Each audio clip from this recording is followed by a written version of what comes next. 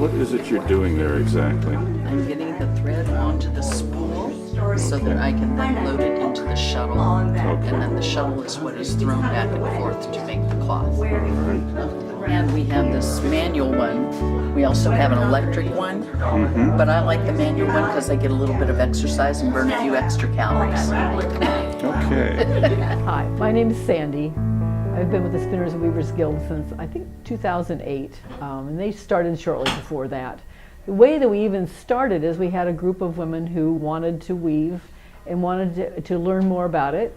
And one of our first members had acquired a loom at a wonderful price that was, very large, and had no place in her house for it. So she came to the foundation board and said, "Can I have the Yellow Cat room upstairs to start our weaving and spinning guild?" And she was able to talk them into it, so that we're here 2 days a week on Wednesday and Saturday. And her loom lived up here until about 2 years ago, I think, and she finally had studio space that she was able to take it out, and we've managed to backfill behind her loom quite nicely with donations and looms that we've acquired. So the history of weaving here is kind of supposed. I haven't done research on it, but this is a community building where people came once for court days, and I would think that people who had hand-woven or hand-spun items in the area to sell would have brought them here to exchange or sell. So I think there's always been weaving because people needed cloth in their lives. They needed sheets on their beds and blankets over their beds or curtains in their windows. So I think weaving's been in the area for a long time. What we do here is very much modern. We don't have a barn loom, though we've been offered several, but that would mean we'd have to take over some large space here, and they're not always easy to weave on. They're quite complicated. So our looms are all modern looms. They're in pretty good working shape, and they're really great for people who are learning to weave to have an experience to weave on. So weaving, let's talk about weaving and how difficult it is, because people always say it's very difficult. But weaving is actually a group of steps that if you follow each step, if you wind your warp, you keep it under tension, you take it to your loom, you follow the steps of winding it onto the back and threading it through the heddles, you will be weaving fabric. It might be ugly, it might not do what you wanted it to do if you've chosen wrong threads or set them too far apart or something like that, but you will be weaving. So it's not a skill you have to learn like spinning. Spinning takes some finger skills, but if you follow the steps of weaving, our class, they have their warp on their loom and are starting to weave usually at the end of the first day. And then by the time they've done the third day, they've gone through maybe a dozen different weaving structures in there weaving something. So the challenge comes in after you have those skills in picking the right yarns and designing a product that will end up to be a good product. Yes, my vest is hand woven. So, what happens in this room is a lot of times a project will start because somebody donated yarn to us or somebody had an idea. Well, someone had an idea and she had bought these dishes that had all these colors in it. So then she wound this warp and decided if she had placemats under her dishes that were this color, it would just be too much. So the warp came to us, lucky us. So I found and this loom has what we call 6 harness. It can do more complicated things. And so since it could do more complicated things, I picked a weave structure that had a little bit more of a pattern in it. And I've warped it up, and we're weaving placemats. And so hopefully these placemats that this warp was donated to us will now turn into a product that goes downstairs. And I think they'll be very fun to have on somebody's table at some point in time. So. The looms that get donated to us, we will look them over. If they fit in our space or if they fit in our needs, we will keep them. But sometimes we have looms that are available for sale, and that is part of how we support our program here, is by selling a loom or a spinning wheel or weaving equipment. The warping board will sell those items when we have excess. So right now we have a spinning wheel and some other things that are available for sale. and it's something that helps us to, again, bring in money that we can turn back to the support of the foundation, which is what our money's. So in this last year, I think we've had 4 or 5 items that have been for sale. So, well, in the last month we sold a spinning wheel and a reel for a skein winding reel. And, yeah, a small loom. So we've had some good sales, and it does help our income. Yeah. Most of the things we've gotten are in good condition. We did acquire a loom a little while back that had been in pieces for over 30 years, and it is still in pieces, and the parts are going to get made into some new wood product. So we find uses for it. We don't just carry stuff to the dump, but we do let people, when they donate, we do let them know that we may not be keeping it here for our use. We can't keep everything here, and so if they want to benefit the Tavern Foundation, then they should know that it might be that it's sold to someone else. But generally the things, looms stay in pretty good condition with a little bit of elbow grease and a new nut or bolt. It could be a pretty good product for many, many years. I don't think any of these looms in here are under 10 years old. So they're all got some age on them, and that just makes them a good tool. So, yeah. The thing I love about teaching weaving classes is that you give these people this skill, and then they take it in all kinds of areas that as the instructor you never thought they would do. It's just quite wonderful to see how they will take those things and have their ideas, apply their artistic eye or their abilities, and come up with products that are just, they blow me away. Every week there's something I see that one of our weavers did that is a very special thing. So I think that's the real joy of teaching weaving. Give me an example. We have one woman who puts colors together in the most wonderful way. So her towels, I can pick them out because she's put colors in ways that I never have. Jan, who decided to weave a baby blanket and learned all kinds of things when she was doing that. Actually, her first product was a rug, and I'm like, rugs to me are a lot of work. And so she had the alpaca wool or the alpaca fiber for this rug, and 2 lovely rugs, or was it 3? Anyway, lovely rugs right off the bat when she'd been weaving for, I don't know, 2 weeks, no, a month maybe. So it's wonderful to see just how people take take the weaving skill and turn it into their own hobby and embrace it. They personalize it, yes. Well, hello, my name is Jan, and I am what we call a beginning weaver. I took the class that the Tavern Spinning and Weaving Guild offers last spring. When I took the class, I didn't know my weft from my warp. And now, this is the project I just finished.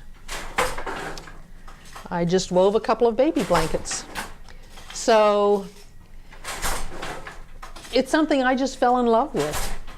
So I'm really interested in the guild idea, and the Spinners and Weavers is one of several guilds that the Tavern has. Is that right? Yes, it is. And so the products that are made through the guild sometimes go downstairs to the store?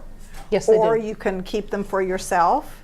Well, it depends. If we use materials that the guild purchases, then those products are sold in the store. And the most popular product that the store sells are the dish towels, the cotton woven dish towels, and they are all made right up here. And that's because they really do absorb, and they're wonderful dish towels. Yes, they are. I bought Yes, some for Christmas presents.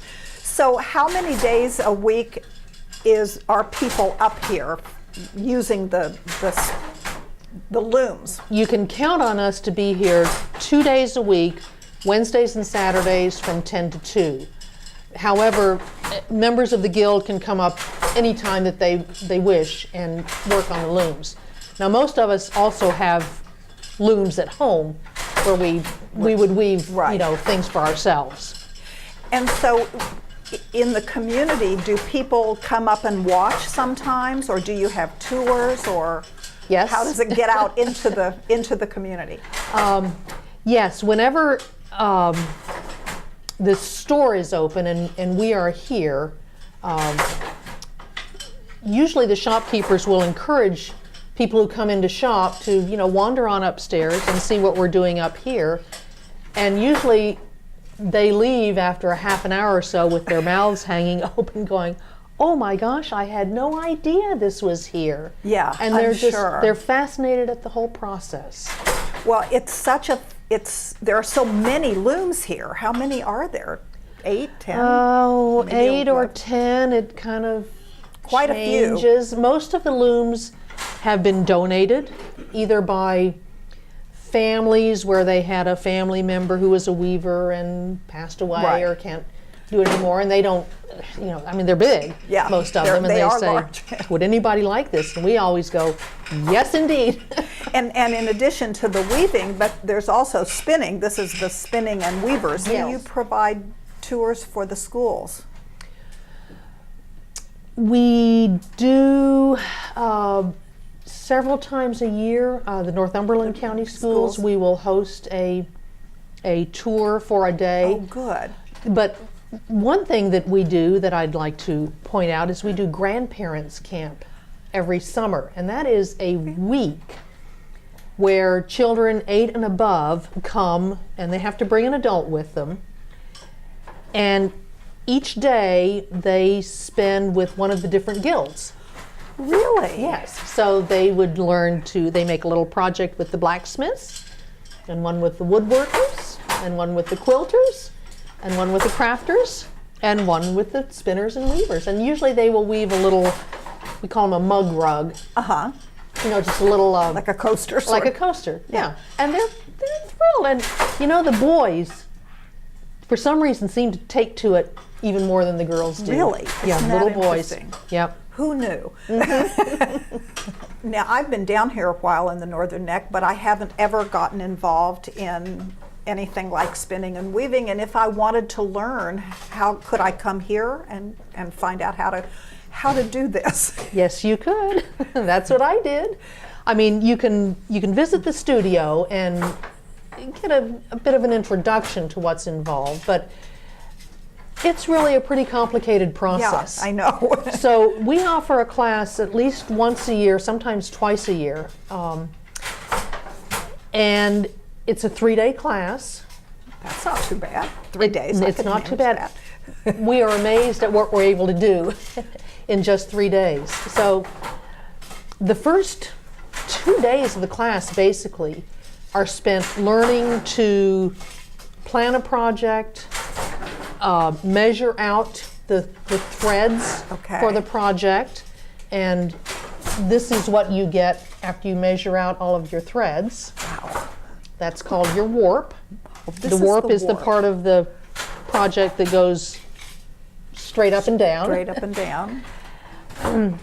And then you have to be able to put all of that onto the loom in a very strict pattern and order, and it has to be very taut. Yes. So that takes about a day and a half or 2 days to learn to do that. And frankly, that's a little intimidating. I'm sure it is. And a little tedious, and you're kind of going, oh, I'm not sure about this. But once you get that all done, then you start on your weft, which is the actual weaving, Okay. and suddenly it's magic. It makes sense, huh? Suddenly it's magic. You are making cloth. And it's just, I fell in love with it at that point, and There's away we something went. there's something very nice about making a basic product, which is what people on the Northern Neck had to do for so many Yes. years in the Yes. early days of Virginia. Yes. And there's something really comforting about going back in time and being able to do those things. yes. At least I find that to be the case. I like to say that weaving is as old as whenever we stopped wearing animal skins and we started wearing cloth for clothing. clothing. That's how old weaving is. It is definitely a couple thousand years BC Yes, when weaving absolutely. began, and it's just something that everyone did, and of course the colonists brought those skills and the equipment with them Here, they had to. They had to. They had to. Yes. Well, if you are in the Northern Neck and you want to learn a little bit about weaving, this seems to be the place to come. Absolutely. I don't know of any other place. I don't either. I don't either. You can buy things, but you can't necessarily make them yourself. That's right. So. Hi, my name is Kathy. I'm part of the Spinners and Weavers Guild here at the Tavern in Heathsville. Right now I am spinning on what's called a walking wheel, sometimes called a great wheel. Would have been used very early on, but certainly up into the 1800s. And I'm spinning wool right now. It's a very nicely processed merino wool. It's commercially processed. I did not clean it, I did not card it. It's been commercially processed. This wheel is from the 1800s, so occasionally she hiccups. She decides she doesn't want to spin, so you'll have to pardon me if I have to stop and readjust. We have several different wheels here. This is the only walking wheel we have, which, as you can see, I have to walk forward and backward as I spin, and it also has a spindle. Unlike some of the other wheels, all of the other wheels we have are, you sit down at them and you treadle them. So they are a more modern wheel, more modern in that they're from the 1700s, again up into the 1800s. But this is something that we demonstrate spinning. We don't have a class in spinning right now at our guild, but certainly if we had interest, we would teach spinning also. Behind me there are a number of spindles, drop spindles, which is the very first way you learn to spin usually. And we have taught people how to do that. We've taught children how to do that. But it takes a little bit more patience because, as the name implies, you're often dropping it. And so you have to start over again. So, but spinning and weaving here at the Guild is something that we love. We love all fiber arts, all fiber crafts, and we are happy to share our love, our fiber addiction with anybody that we can get to step inside of our Guild. Great.